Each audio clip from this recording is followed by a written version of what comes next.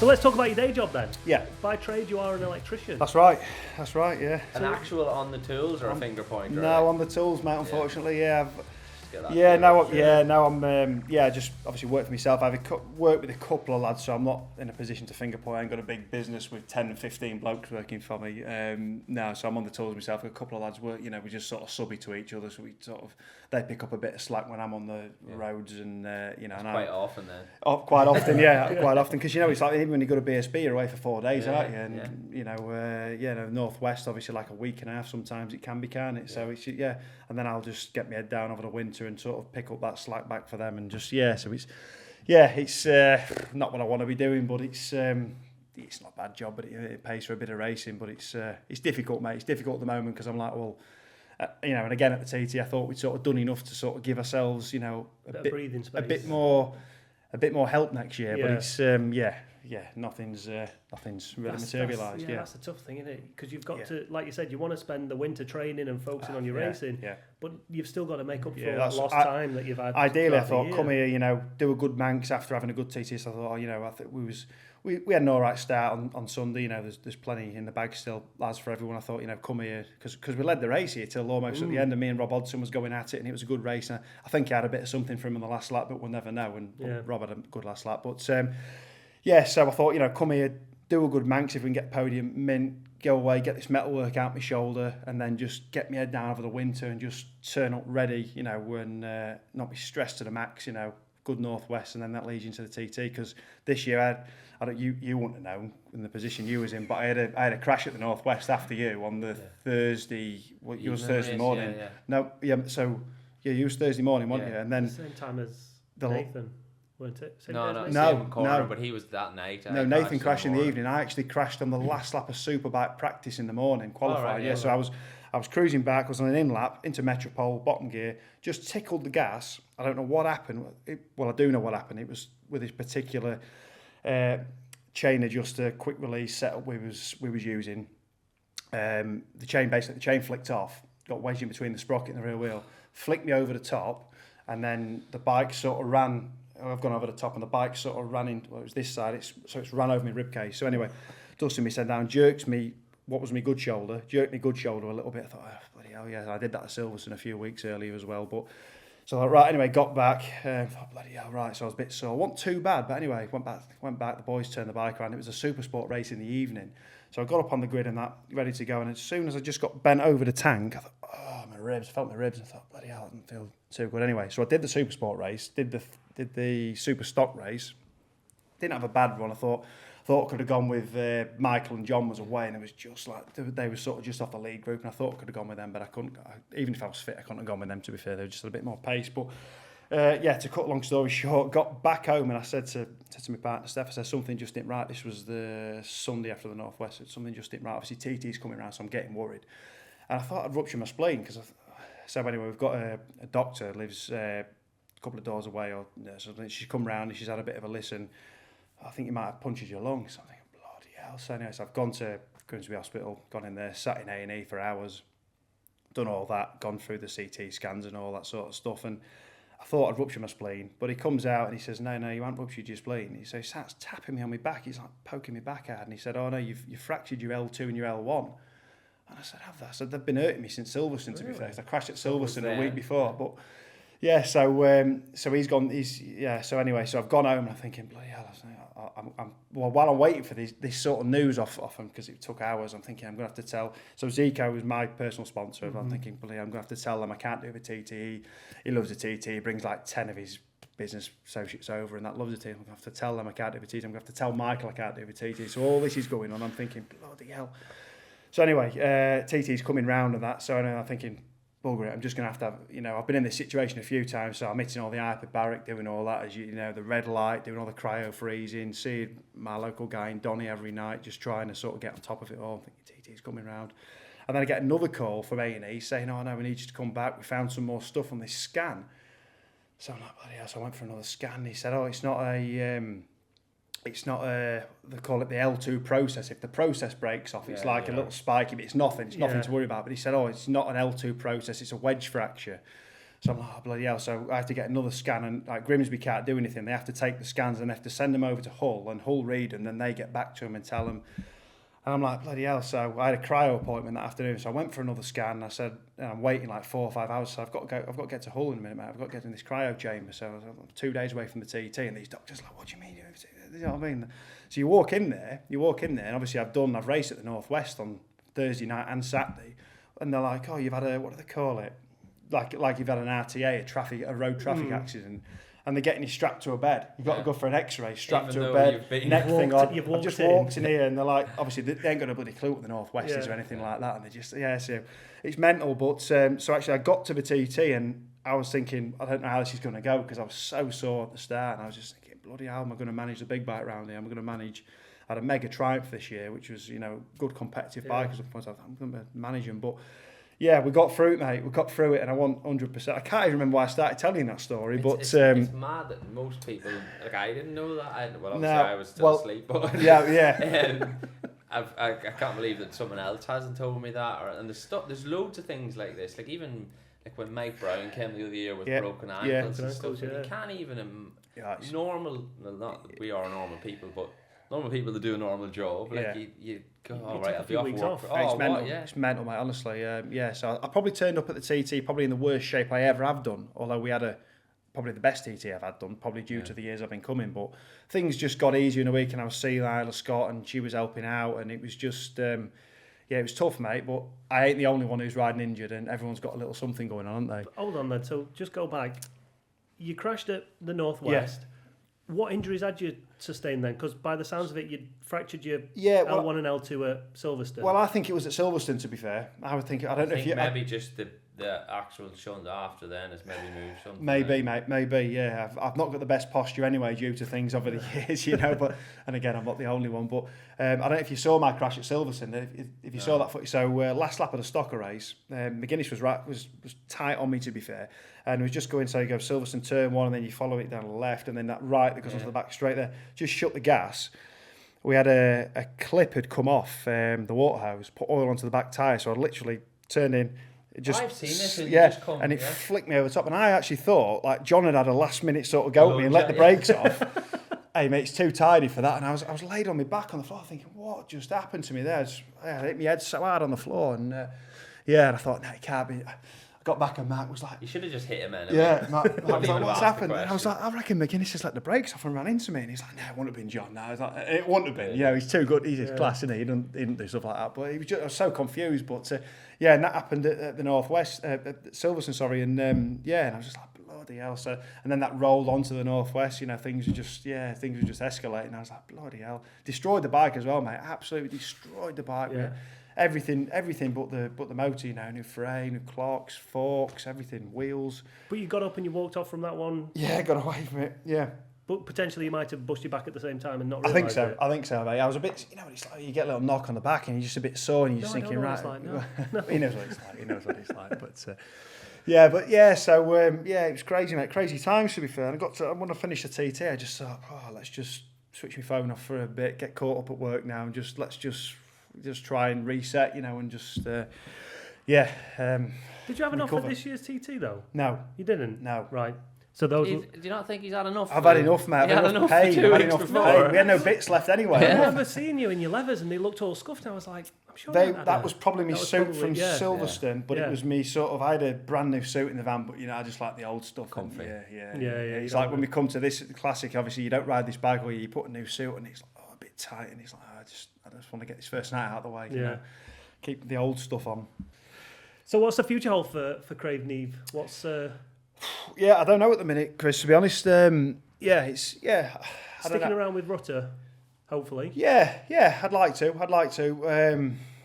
I just love what I'd love next year? I'd just love to just do factory it properly bike? for a year. No, not a factory bike, mate. I'd be more than happy with the bikes we had this year. Yeah. And then we could start TT next year in a reasonable place where we finished this year.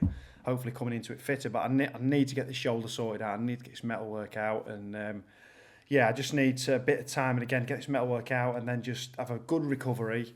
And I just want to have a good winter for once. I want to be like, because winter's like my time to earn the money to pay for the racing. So I'll get my head down. I'll neglect the training thinking, we've got months to go. And before you know it, it's like 2 weeks before the Northwest, and then after the Northwest, you don't get no time between there and the TT to breathe anyway. So it's like, you know, I just want to do a better job. But you know what? And I use the work as an excuse, but it ain't an excuse, mate. I've just got to do more somehow. I've got to just get up earlier or go to bed later, do more. Ideally, what he means is you could just say on here that if Rutter quit and got out of the way and took care of you properly, that would be... Well, he only wants to ride a Super Twin next year, you know what I mean? So the big bike's a bit much for him, I think, now. Well, that's perfect then. But it's not, everyone's got 24 hours in a day, but you've got to earn all that money from missing out over the summer. Yeah. You've also got a partner and kids. Yeah. So and my mechanics all get paid, but the riders, you know, there's obviously a line where top boys should get paid. I totally agree with you. But then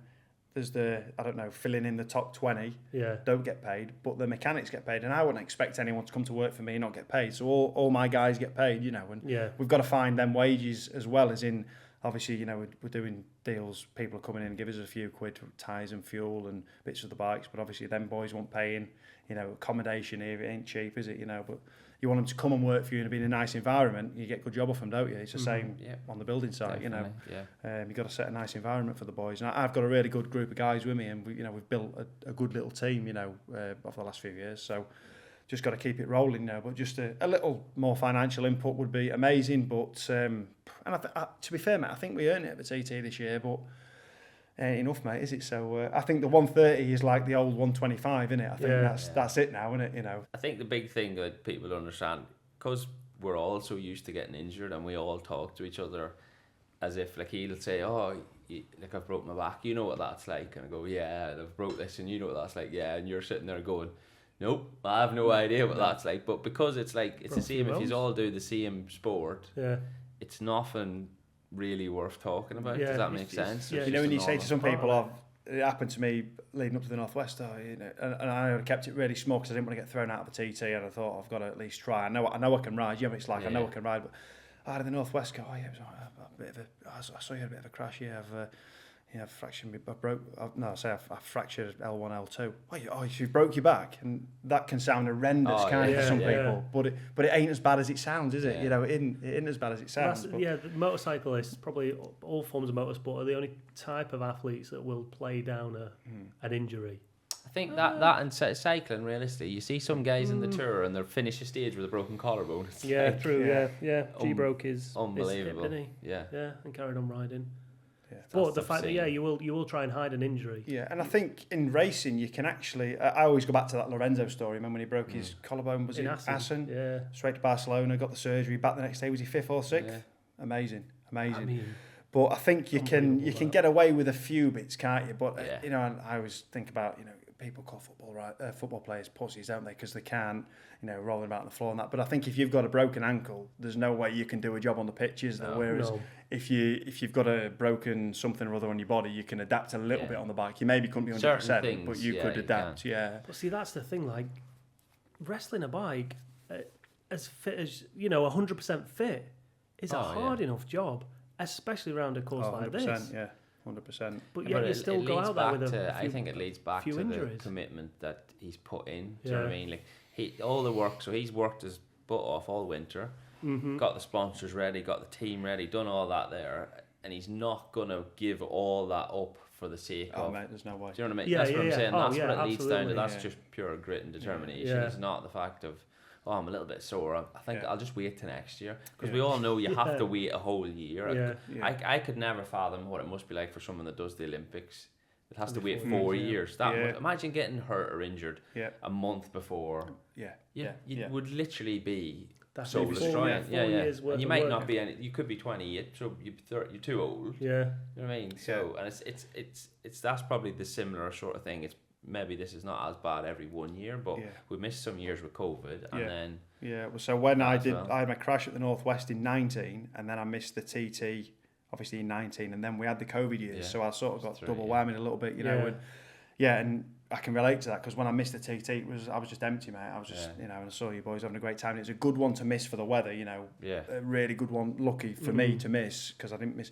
You know what it's like, and you just feel like the boys are getting even further away from you, don't they? It's like, you know, they're getting, you know, I think they're probably still even to the lap record there, and I'm thinking everyone's getting faster, and I'm sat here and me bloody waiting for this surgery.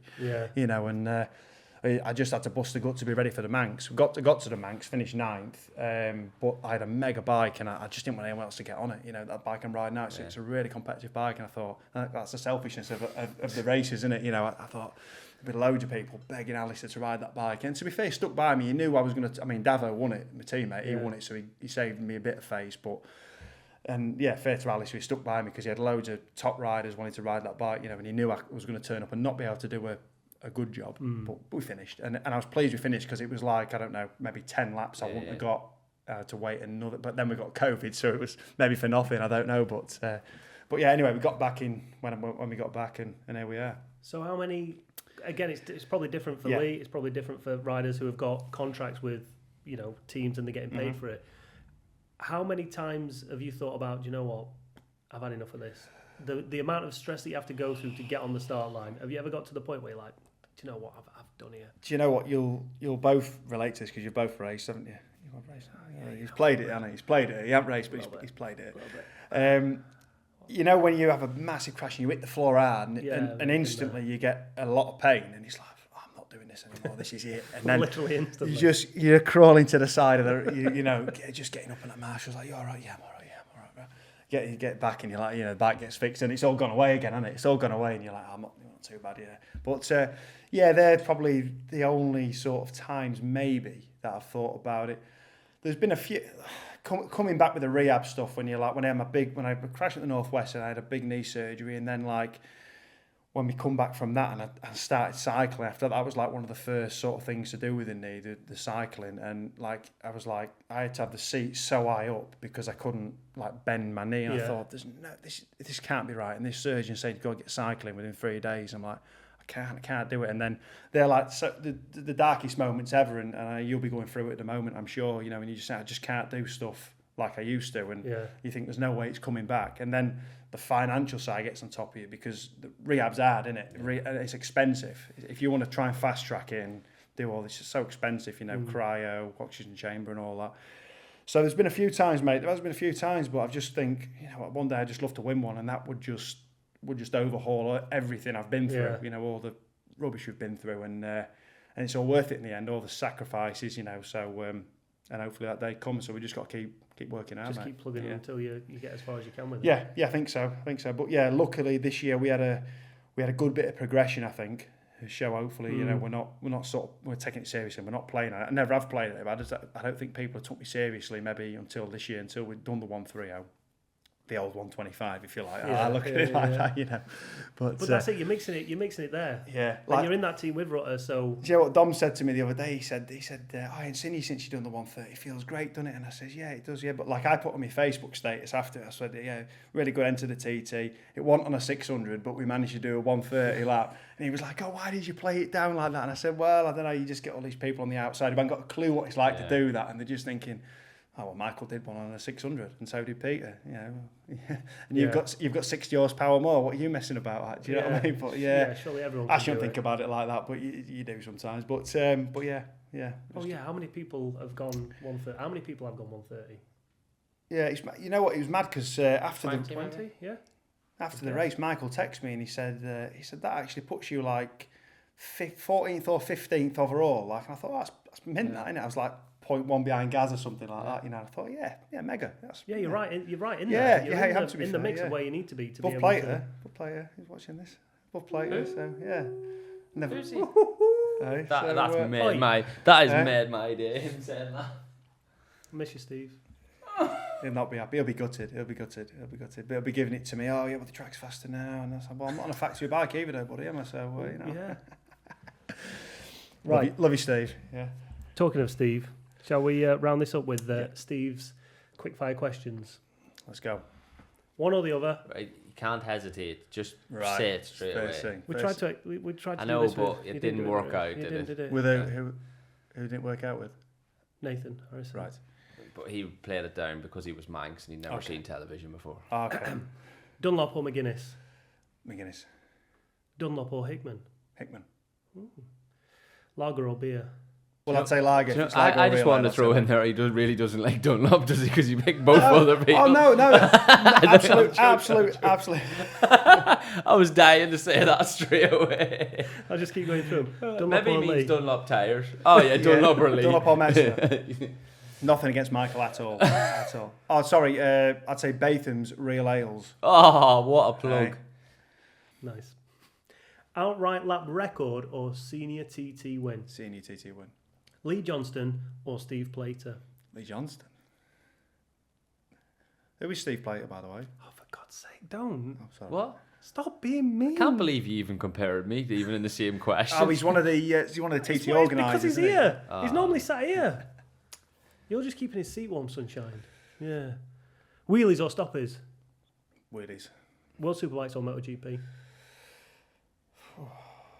Mate, I'd say BSB to watch, but I know it wasn't an option, but I don't really watch any of them. But I do watch BSB. Just give me one. Sorry. Be alright, BSB then. Sorry. Pineapple or never pineapple on pizza? Never. It gets in.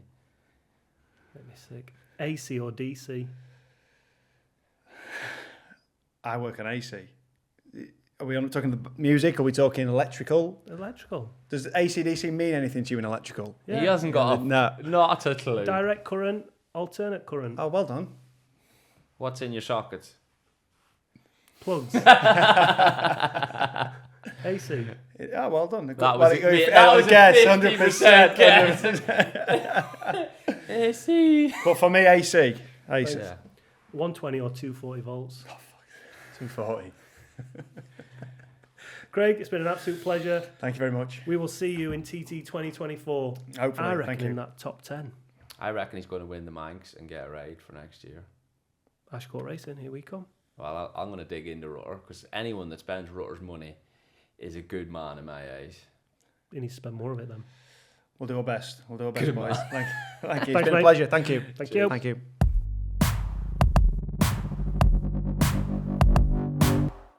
Craig Neve. What a guy.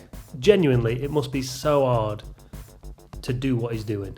I think the biggest thing of what he said was he genuinely doesn't have enough hours in the day. Do you know what I mean? And that's someone that is working their backside off, has a young family, is trying to get sponsors in, is trying to build motorbikes, is trying to race motorbikes, all them things. Do you know what I mean? With a full-time job. With a full-time job. So I think it would benefit him by maybe doing a bit less, especially before big meetings and stuff, and concentrating. But unfortunately, until he's in that position, he can't do that. So, but as a self-employed person, you can never turn down work at the best of times. No.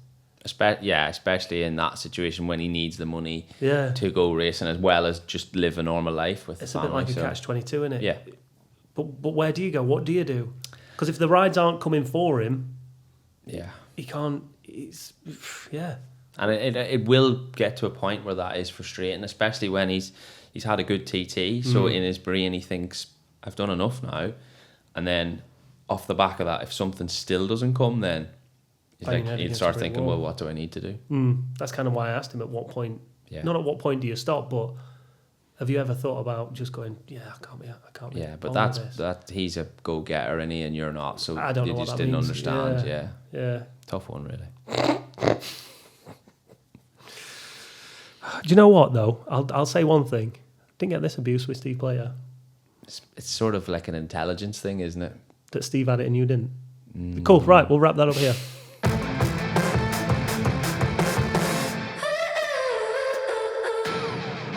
Obviously, I'd done the Manx first, so you had to do your newcomers laps and stuff. And after that, there was nothing against anyone that had done it for years. I was I'll do it my own way. I just kind of used to just come over and hire a car and just do laps by myself. Come over for 2 days, sleep in the car. So then the minute it got bright, brilliant, I could go and do laps before people. Yeah, but he can lay out full stretch in the front seat. He doesn't need to worry. He's in a Fiat 500 and he's led out in the front of it. I love it how you're talking like you're a 6 It's not often I get. This is just going to be a piss take for the whole thing. The first place you can watch that is right here on TT Plus, 1 week earlier than anywhere else. And don't forget, head over to iomttracers.com for all your latest news and features from the Isle of Man. And Lee, where are we on the socials? @TT Racers Official. YouTube is Lee Johnston. Instagram is Lee Johnston 13. I think my name's just Lee Johnston on Facebook, and Twitter is Lee Johnston 13. But for There's those, not really any other. But for those people that want to actually follow the TT, it's at TT Races Official. All right. See you later, Lee. Thanks for coming. It's my house.